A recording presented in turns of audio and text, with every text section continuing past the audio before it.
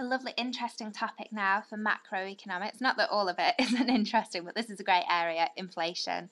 Okay, so inflation basically is a rise in the level of prices. So this is, we're looking at macroeconomics, so we're looking at the whole economy, and we're looking at average prices in the economy. So we're not just looking at one price, we're looking at all the prices in the economy. So on average, when they're increasing in price, it's called inflation. So you will know about inflation. You might just not call it that. So when I used to have to borrow money from my dad on a Friday night, can I have money to go out? And he'd say, how much do you want? I said, oh, £10 or something. And he'd say, oh, I used to be able to go out for a night out and catch the bus, and I'd even have money for fish and chips on the way home with just £1.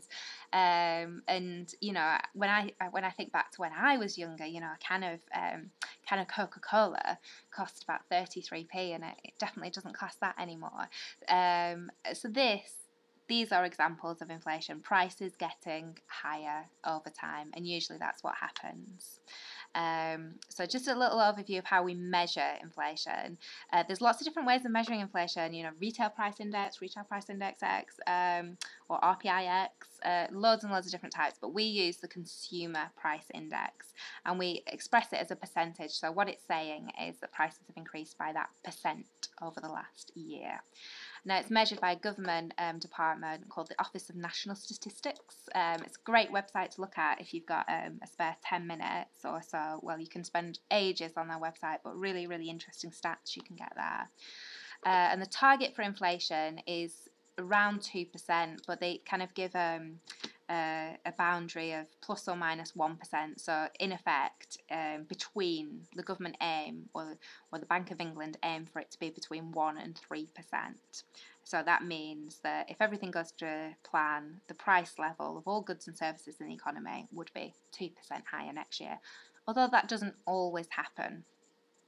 Okay, and in terms of just a bit more detail about how they measure inflation, the ONS, the Office of National Statistics, carry out a family expenditure survey. So we can't measure the prices of every product in the economy because there'd be too many and it'd be just too bureaucratic a process.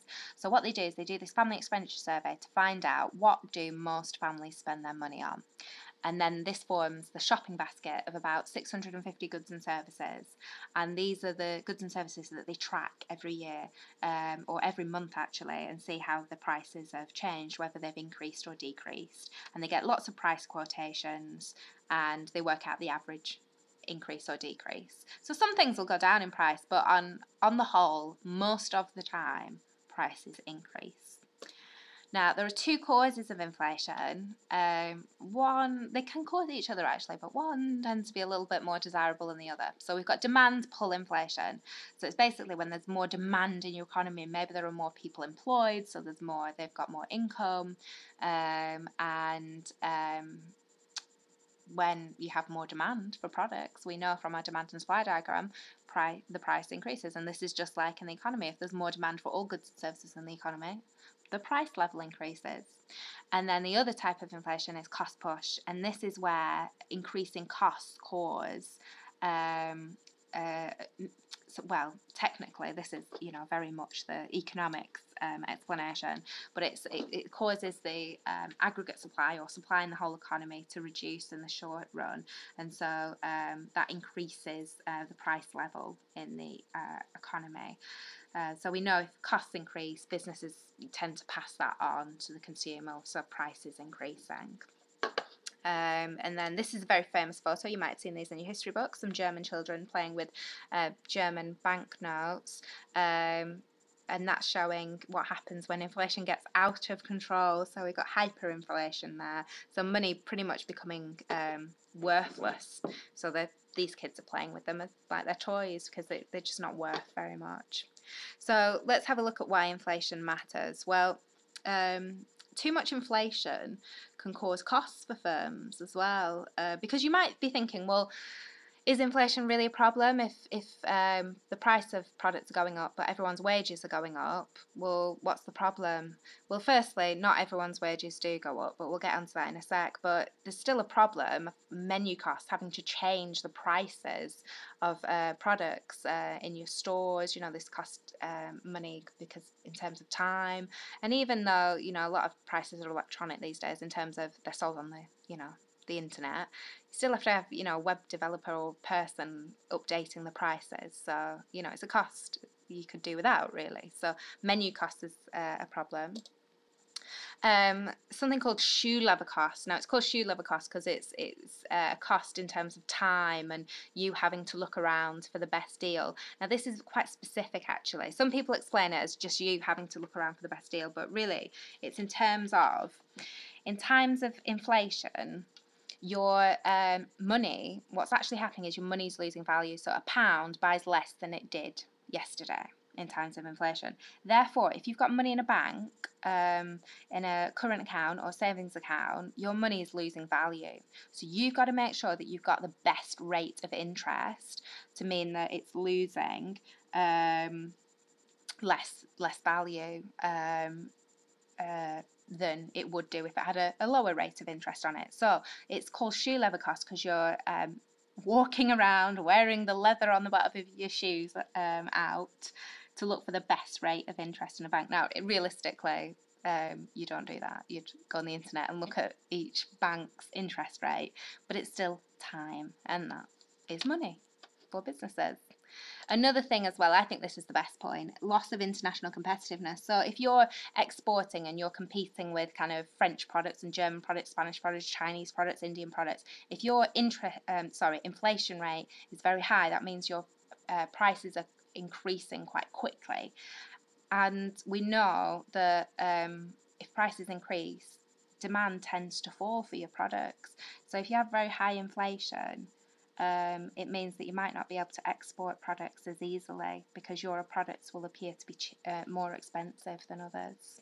However, it does benefit borrowers. So if you have a business that has a lot of debt, it reduces the value of the debt. So I'm not saying, you know, if they have like £1 million worth of debt, I'm not saying that it reduces it down to £10. But what I'm saying is it reduces the value of that. So £1 million doesn't seem like £1 million anymore. £1 million seems much more like a £900,000. So it's a bit like the story I was telling about my dad, you know, a pound today doesn't really seem like very much money, but back in my dad's day, it was a lot of money. So it reduces the value of debt. And here's a really funny video about some students trying to convince people that they should cause hyperinflation so that their student loan is wiped out, and they're doing a petition. But you know, you really don't want to cause hyperinflation because it makes everything worthless. So it was a little bit of a joke about how many people actually don't really understand inflation and how damaging it can be. Another benefit is that it does allow firms to give pay rises without actually giving what we call a real pay rise. So if the inflation rate is 4%, so prices and costs are increasing by 4% on average, if you give your workers a 3% pay rise, actually they're getting a pay cut because their pay hasn't kept pace with inflation and average price is increasing. But they might not realise that, so it makes them feel like they're getting a pay increase when they're not actually. So a bit mean, I suppose, but another, you know, it's very hard to put people's salaries down. So if you just keep them the same, in real terms, they're actually falling because if you have inflation. So that's a way of, I suppose, decreasing your wage bill in real terms. Another thing is, if your inflation's been caused by demand pull inflation, that suggests that there's more demand in your economy. So that suggests that it's a good thing. Cost push inflation, not so good. So in terms of how we control inflation, it's the Bank of England who we learnt about in the interest rate presentation. And here's the Governor of the Bank of England, Mark Carney, who's fairly recently taken up that post, and they control the interest rates and the interest rate can control inflation because it controls the level of demand in the economy, as we've learned. So if there's a high inflation, the Monetary Policy Committee will increase the interest rate to try and reduce the demand in the economy and reduce inflation. But if there's a high interest rate, that makes things very expensive and it reduces demand, and that's not so good for businesses, and it increases their loan repayments, so it increases their overheads. So all these interconnected theories, and this is what I suppose makes macroeconomics so difficult. So you don't want high inflation, but then you don't want a high interest rate either. So you want low and stable inflation. You want that 2% target. Some students at this point ask me, why don't you want negative inflation? Negative inflation is called deflation. Now, the problem with deflation is it can be very hard to get out of that situation. So if prices are falling, that means tomorrow prices will be cheaper than they are today. So if you're a consumer, when do you buy?